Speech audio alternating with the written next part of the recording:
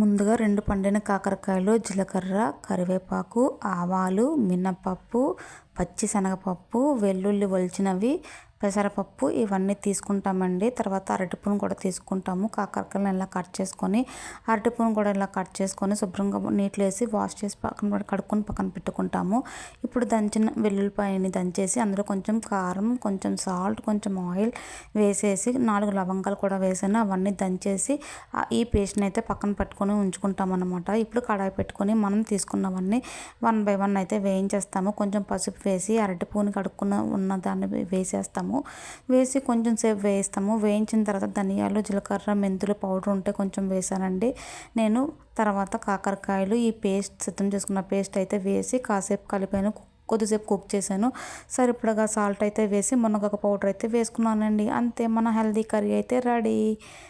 Bye.